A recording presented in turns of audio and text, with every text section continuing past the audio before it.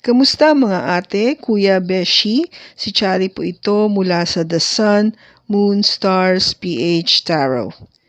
Ipapaalam ko lang po na ito po ay isang general read o pangkahalatang pagbabasa at maaring hindi lahat ay magtugma sa inyong sitwasyon. I-check din nyo ang inyong Moon, Rising at Venus sign. Baka doon mas tumugma ang read para sa inyo. At kung ang mensahe ay tama sa inyo, paki-like lang po at mag-subscribe kung hindi pa ninyo ito ginagawa. Okay, mag-umpisa na po tayo. Hello po mga ate, kuya Beshis. Kamusta na po kayo? Andito ulit ako si Chari para gumawa ng another reading. And this is for the sign of Sagittarius, Sun, Moon, Rising, and Venus. And of course, welcome po yung mga cross-watchers ni Sagi at yung mga bago po nating mga viewers. Tingnan po natin kung ano yung mensahe na gustong iparating sa'yo itong Disyembre pagdating sa pag-ibig. We have deception. Okay. Bali ito, Saji, ito sinasabi na someone is wearing a false self-mask in this relationship. Merong isa sa inyo ay nagbabalat kayo. Kung ba parang hindi siya totoo sa kanyang ginagawa o damdamin para sa'yo. In other words, meron siyang ginagawang hindi mabuti o makakasakit, no, sa pakiramdam kung sino man yung sa inyong dalawa. Okay? Tingnan natin kung ano yung makukuha nating mensahe sa tarot.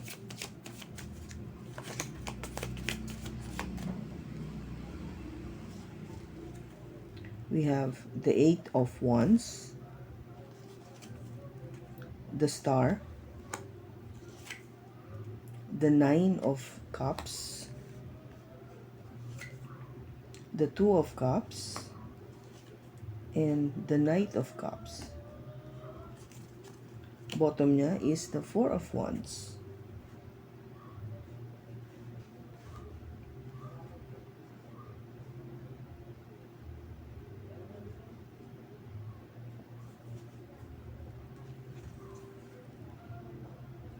Saji, yung 4 of Wands dito is ito yung parang ebidensya o nagpapatunay na may intensyon yung person mo na mag-propose, no, sa'yo.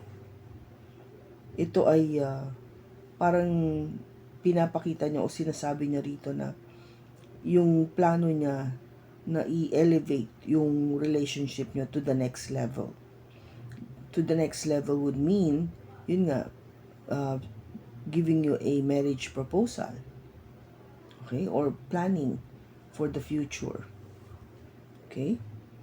So, maganda yung umpisa niya kasi basically ito, this is really telling you na dahil apat yung wands natin, no?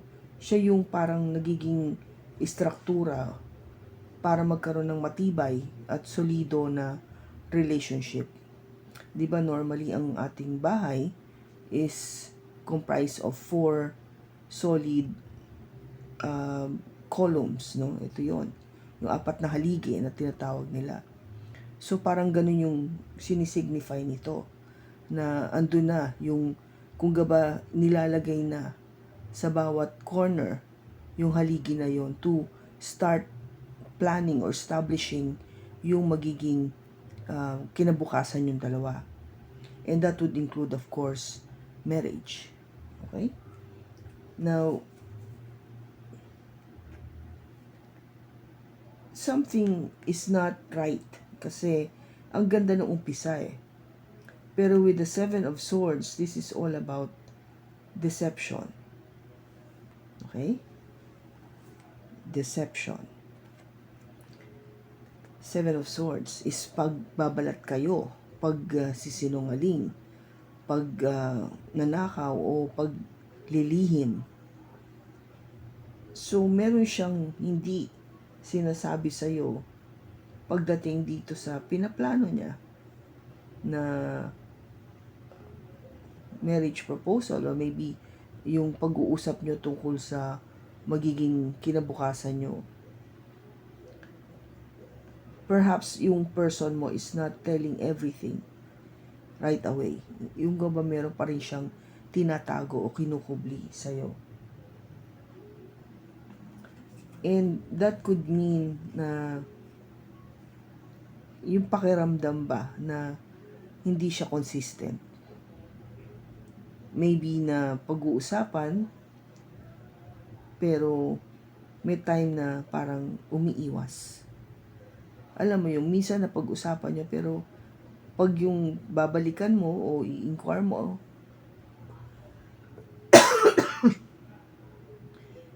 umiiwas itong person na to. Yung hindi pa siya handa, no? Sa pinapakita dito ng Knight of Wands, hindi pa siya handa para dito sa plano na ito sa future. Maybe na pag-isip-isip niya o na pagtanto-tanto niya na hindi pa ito yung tamang panahon. Marami pa siguro siyang gustong gawin o matupad, o kulang pa ang pera. Maraming dahilan. Kaya kung ba parang dapat malaman mo o alamin mo kung gaano siyang kaseryoso pagdating dito. Okay? Gaano siyang kaseryoso. Kasi ang ayaw mo mangyari, Saji, is of course magkaroon ng regrets. Di ba? Yung panghihinayang, yung tipong nasaktan ka at iniisip mo na hindi dapat nangyari ito. Kung, di ba? Kung nag-isip muna ako, pigil muna o hindi ako nagmadali, yun eh. Kasi kung nararamdaman mo na merong something wrong, no? There's something wrong, dapat yung kutob na yon talagang pinanindigan mo, pinaniniwalaan mo, at nag-imbestiga ka mabuti o inalam mo mabuti sa person mo. Okay? Ngayon, yung nakaraan, maraming usap, no? Maraming usapan, maraming diskusyonan pagdating dito sa proposal na to o do sa magiging plano nyo sa future. Syempre, lalo na kung matagal na kayo, hindi pwedeng hindi na napag-uusapan yan. Kasi kung gusto mong malaman kung may patutunguhan ba itong relasyon. Diba? Lahat naman ng tao na involved sa isang tao na mahal niya, syempre gusto mong malaman kung ano yung meron ano yung hinaharap niyo pareho. Pareho ba kayo ng naiisip, napaplano o pinapangarap? Kasi importante yun dahil para, alam mo yun, yung pareho kayo ng magiging goal sa buhay. Maybe that's one indication para malaman mo kung talagang siya na ba yung tao na nararapat mong makasama pang habang buhay. So maraming pag-uusap, okay, which is good. And nakita mo na naging ano pa to kung parang pinangarap mo, winish mo to, na sana nga yung lahat ng napag-usapan nyo dito o pinlano ay matupad. Of course, andun yung challenge kasi syempre, may discussion. Merong kung in a way na nagkaroon kayo ng pagkakaintindihan. But it doesn't give you that 100% sure na matutupad nga to. Kung nagiging ano mo to kung parang in a way challenge, parang let us wait and see if it will come true. Parang ganun yung mangyayari na tinitignan mo. Parang you're anticipating na you're trying to wait, no? as time goes by, kung matutupad nga yung mga bagay na napag-usapan nyo.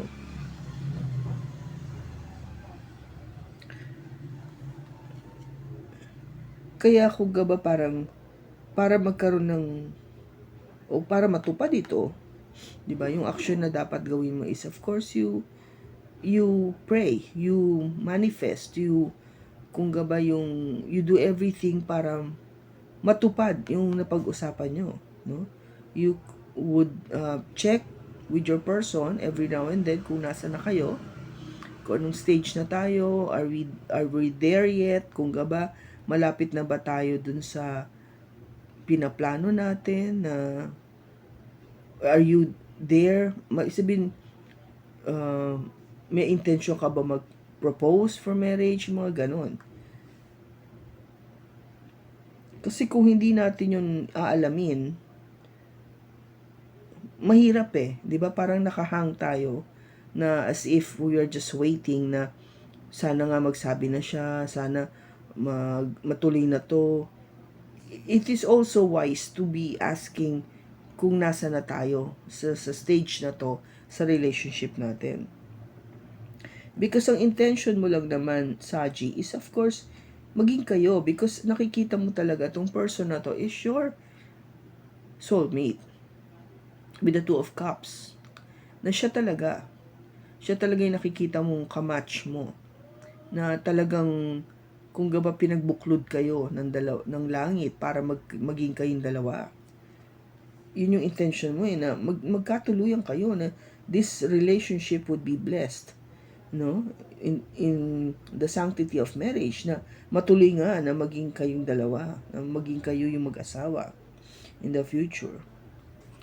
But of course, yung naging advice dito is you constantly offer or let the person know yung love mo sa kanya, or check with the person kung yung offer of love na binigay niya sa'yo, andun pa rin ba? Is it still there? Ako pa rin ba ang mahal mo? Ako pa rin ba yung gusto mong maging asawa sa future? You always have to, kung gaba parang check with your person. Hindi naman obvious na chine-check mo talaga. You know what I mean, Saji? But but it is something na, alam mo yon, yung masisense mo naman kung talagang consistent yung person mo. Kasi di ba sabi ko sa'yo, may energy dito. Let me get that card again. Ito. May energy dito na inconsistent with the Knight of Wands. Ayaw mo to. You don't want this energy, no? You don't want this energy at all. Kaya, it is wise that you check every now and then yung offer of love na binigay sa'yo ng person mo. Andun pa rin ba? Tayo pa rin ba? Sana tayo? Sana tayo sa plano natin? Because what you don't want to happen is, of course, yung maloko ka, no? Yung lokohin ka. Kasi andito yung word na deception, pangloloko, panliling lang, pangdaraya. Diba? Sabi ko sa inyo, because lumabas dito yung card na to. 7 of Swords is deception. Meron siyang tinatago, meron siyang parang gustong gawin na hindi mo alam. Sneaky, kung gaba. Very sneaky. Kaya kung gaba, it is being sent to you, itong message na to take precaution. Siyempre, ayaw nating matupad, ayaw nating mangyari to sa'yo, Saji. No? Masakit yan Lalo na kung ang tingin mo sa tao na to is talagang, this is the one. Tapos, lolokohin ka lang pala. Pucha, sakit nun. Pero, magagawa naman natin ng ano yan kung gaba parang, this is, in a way, prevention by sending you this message, letting you know kung ano yung mga lumalabas sa cards. And of course, sabi ko nga, you constantly check. So, kung gaba parang in your defense, parang defense mechanism mo rin na, wag mo munang itodo-todo to. Kung gaba, dahan-dahan. Kasi, tinitignan mo pa rin Hindi ka totally pang sure na sure kung hanggang saan yung gusto niyang ma magawa towards you, no? Gusto ko ba niya talagang pakasalan, o hanggang dito lang tayo sa boyfriend girlfriend status, or maybe live in kung nakagla-live in na kayo, pero yung marriage is a big question mark. Yung mga ganon, di ba? Kaya tignan natin, no? We clarify. Bakit andito yung star? Kasi yung star is the problem, or a challenge. Bakit andito yung star?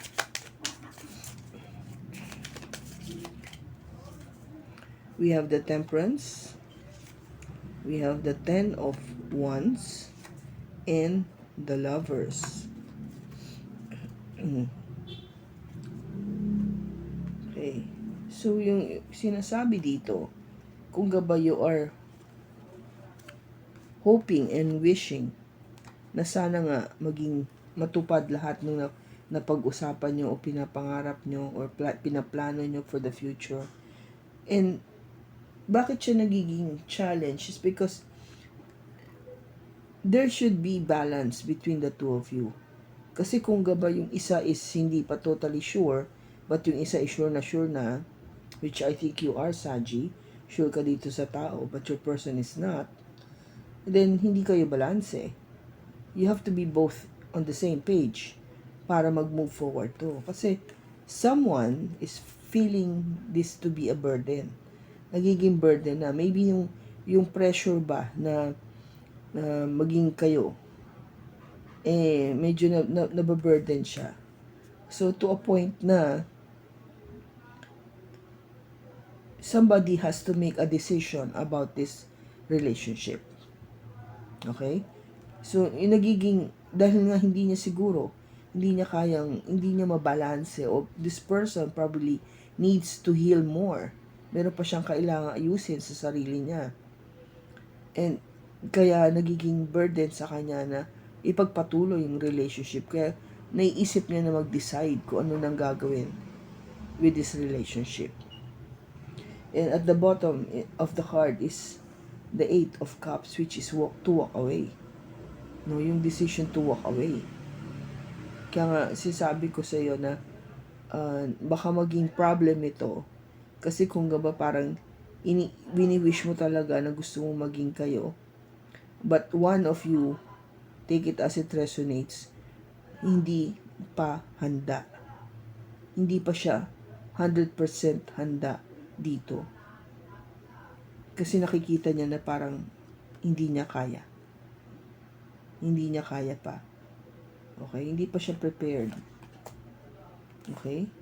Kaya maggagawa siya ng desisyon kung ano yung gagawin. Kung ano yung gagawin. Okay? So, let us get this card kasi ito yung clarifier. Now, bakit andito yung Nine of Cups? Bakit andito yung Nine of Cups? We have the Ace of Swords, the Six of Swords, and the Six of Pentacles. Yung bottom niya is the Queen of Wands.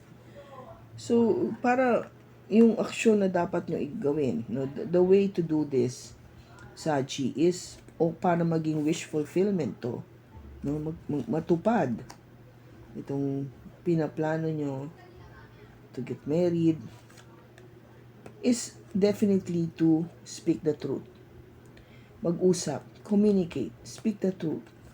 Go to a place wherein both of you could have peace. Pareho nyo mapag-usapan to ng tahimik at maayos. And definitely, may equal give and take. Mag-usap kayo ng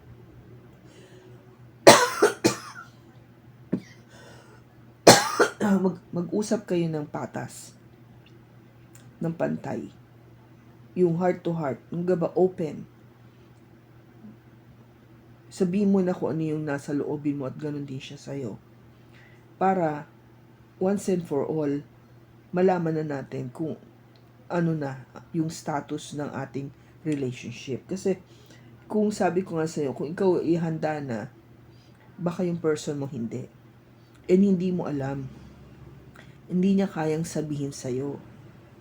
'Di ba? Mas masakit kung andyan na, malapit na, tapos tsaka siya magba-back out. Kaya kung gaba parang ito na nag-uusap kayo, nag-start na kayo magplano, check with your person kung ano na ba talaga yung status natin. By asking directly, ano na ba yung ano natin? Matutupad ba tong pinag-uusapan natin? Would there be really marriage in the future? Diba? Yun yung mga tanong eh. Bakit andito yung Two of Cups? Ba't andito yung Two of Cups? We have the King of Swords, the Three of Swords, and the Ace of Cups. Bottom niya is the Four of Wands. Okay, so parang alam mo yung intention niya talaga na maging kayo. Matupad na maging kayo talaga. Sabi ko nga is you have to be very open to communicate what you feel para maiwasan natin yung heartache and always have this new beginning in love. You know, yung love is overflowing. Para hindi tayong masaktan sa ating damdamin. Maging open tayo to communicate, to know what is the truth. Diba? The intention is there to know what is the truth. Ngayon, bakit andito yung Knight of Cups? Bakit andito yung Knight of Cups?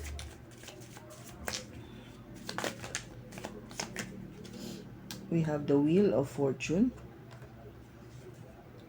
the Empress, and the Three of Cups. Bottom niya is the Ten of Pentacles. Now, of course, yung gusto mong maging outcome is ando pa rin yung offer of love na binibigay niya sa'yo. Consistent, in other words. Hindi nagbabago.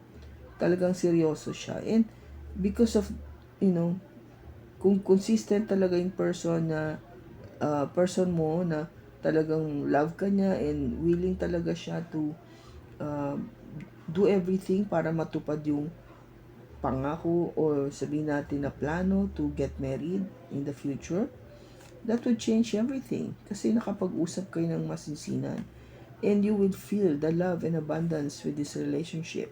And you will constantly celebrate. Isi-celebrate nyo maigi itong pagmamahalan na to. You know, just be focused on the love, no, na binibigay ng person na to sa'yo.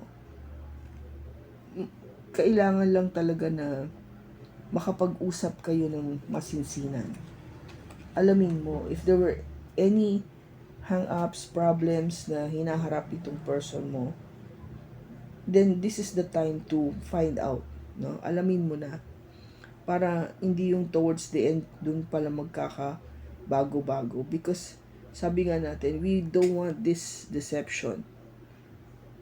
You know, ayaw mong makaramdam na pangloloko o niloko ka o nilinlang ka. Diba? Kung ba parang siya ay kunyari ganito pero sa totoo hindi. Ayaw natin yon.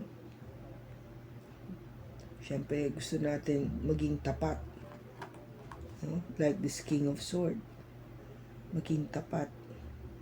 Tapat sa kanyang damdamin. Sa kanyang damdamin towards you. Okay? Tingnan natin kung ano yung gustong message na sabihin sa iyo ng person mo. Saji.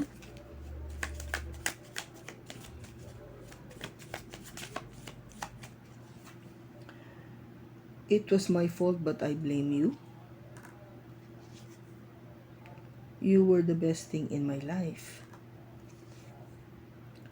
I am becoming a better person. Okay, so kung pag nag-usap kasi kayo,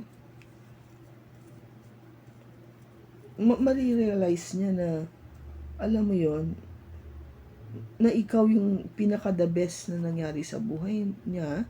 Kasi nga, nag-usap kayo masinsinan, and you understood, no? You understood your person from where your person is coming from. Kaya nagiging much better siya as a person. Pero kung hindi mo gagawin yung conversation na to,